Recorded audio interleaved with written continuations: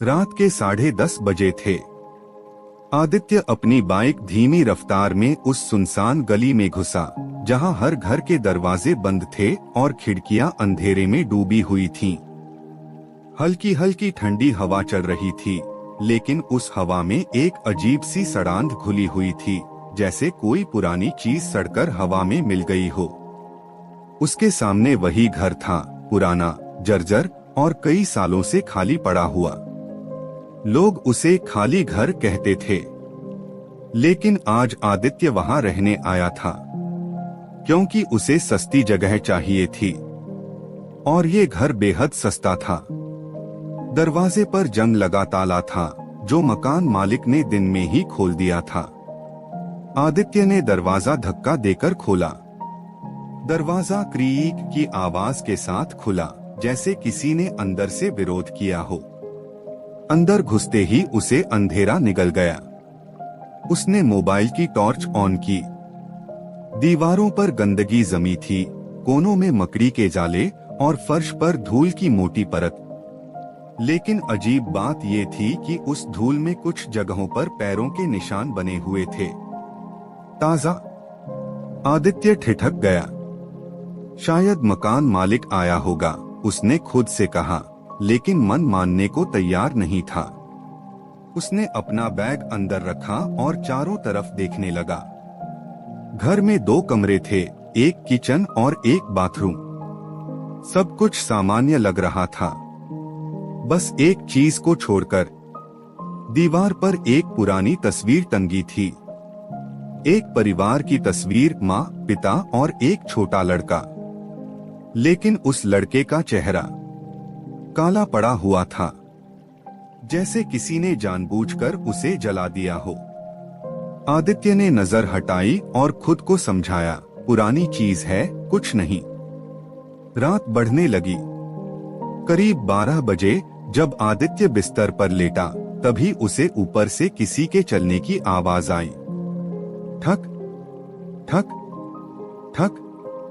वो चौंक कर उठ बैठा। ऊपर कौन है? लेकिन ऊपर तो कोई कमरा ही नहीं था।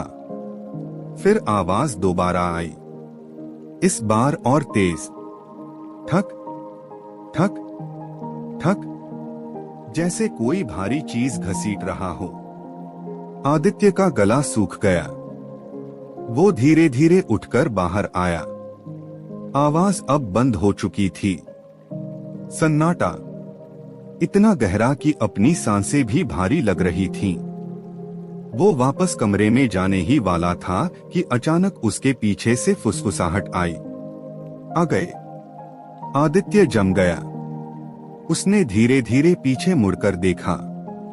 कोई नहीं था, लेकिन हवा अचानक ठंडी हो गई थी, बहुत ठंडी। उस रात वो किसी तरह सो गया, या शायद सो नहीं पाया।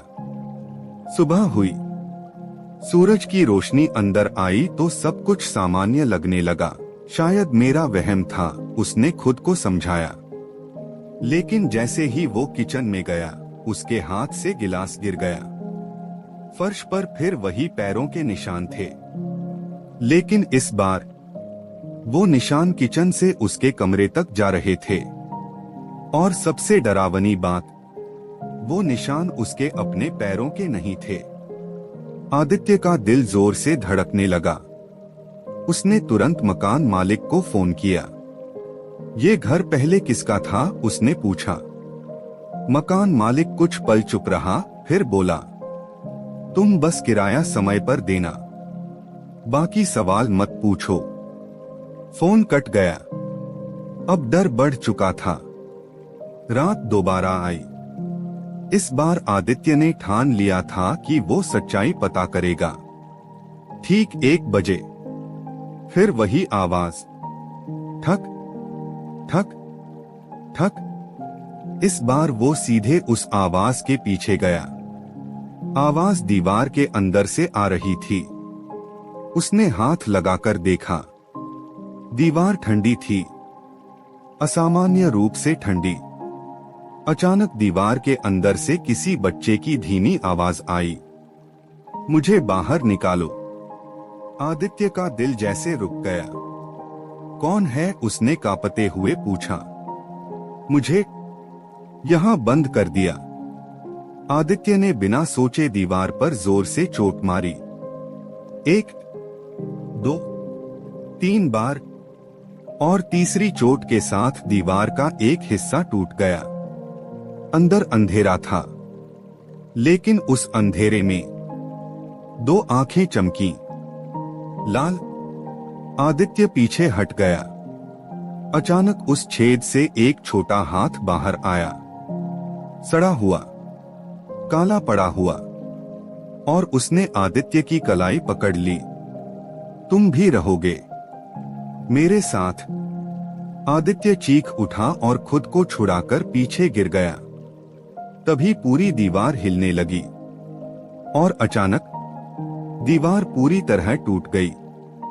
अंदर एक छोटा कमरा था और उस कमरे में हड्डियां, बहुत सारी हड्डियां, और बीच में खड़ा था वही बच्चा जो तस्वीर में था, लेकिन अब उसका चेहरा पूरी तरह जला हुआ था, आंखें खून से भरी हुई। मम्मी पापा ने मुझे यहाँ बंद कर दिया था, उसने धीमी आवाज में कहा। मैं रोता रहा, चिल्लाता रहा, लेकिन उन्होंने दरवाजा नहीं खोला। आदित्य कांप रहा था। फिर मैं मर गया। बच्चा धीरे धीरे उसकी तरफ बढ़ा। अब जो भी इस घर में आता है वो मेरा मेहमान बनता है। अचानक दरवाजा अपने आप बंद हो गया, खिड़कियां जड़ गईं और कमरे में अंधेरा फैल गया। आदित्य भागने की कोशिश करने लगा, लेकिन उसके पैर जैसे जमीन से चिपक गए। बच्चा उसके सामने आकर रुक गया। तुम नहीं जाओगे? और तभी आदित्य की चीख पूरे घर में गूंज उठी। सुबह हुई। गली में लोग इकट्ठा थे। दरवाजा खुला था।